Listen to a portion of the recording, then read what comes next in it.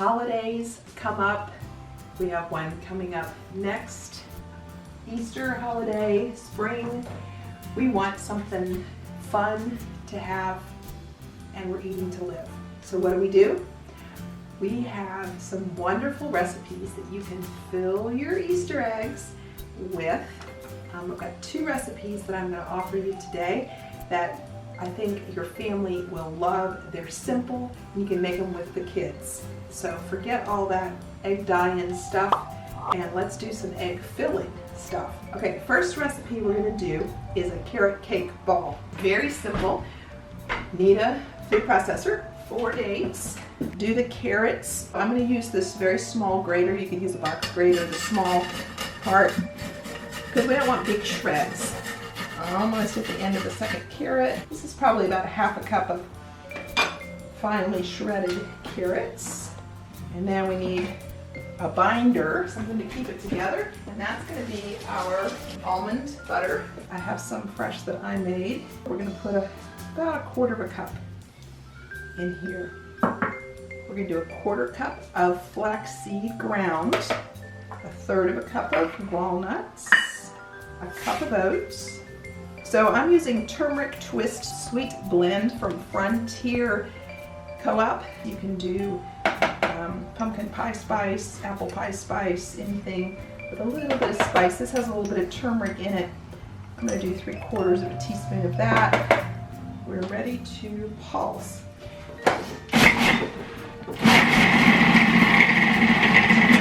Okay, a little bit of vanilla powder, 1/4 teaspoon. And then I'm going to use just a few currants. If your kids don't like raisins, then don't use the currants. All right, we're going to call that done. So what we're going to do is roll them in coconut. I'll do some with and some without.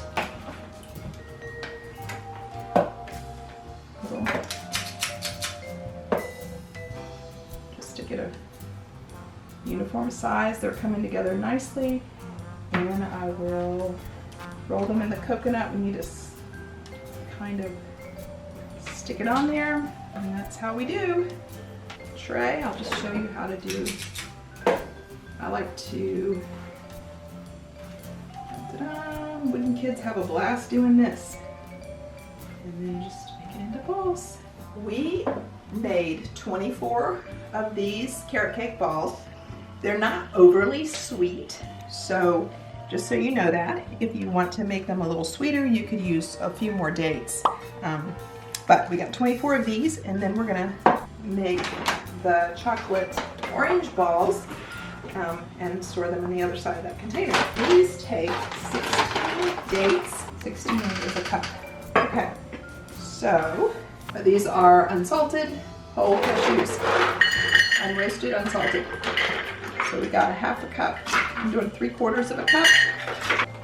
So this is a 1/4 cup hemp seeds, 1/3 cup of cocoa powder. You can use raw cacao if you'd like.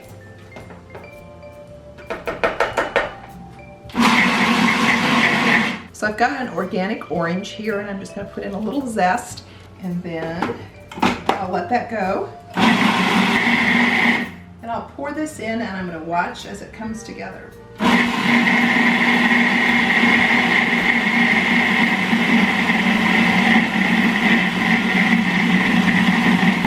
That was about 2 tablespoons of orange juice. Oh no, that's perfect. See how they're going to come together nicely? These are going to be sweeter than the carrot cake ones. We're not going to roll these in anything. I'm just going to do these plain. Oh yeah, they're fine. I think they will do beautifully. So nice and chocolatey. Okay, these are a little bit sticky, so what I'm going to do is, I don't have much cocoa powder in the bottom of the bag here, and I'm just going to roll them around in it so they'll come out looking like a truffle, but just a light coating of cocoa and that will kind of make a crust as it sits over time. So I'm just going to put a couple.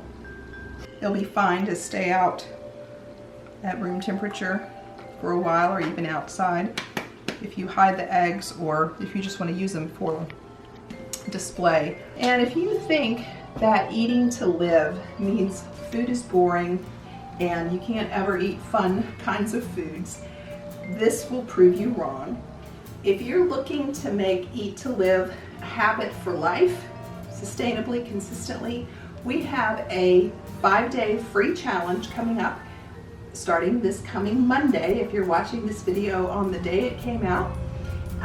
If not, go ahead and click through and get on the wait list for the next one. But 5-day challenge of recipes that will help you to eat to live for life and love it. And sign up for the webinar that Cheri's doing to help you get started on Eat to Live and keep consistently doing it.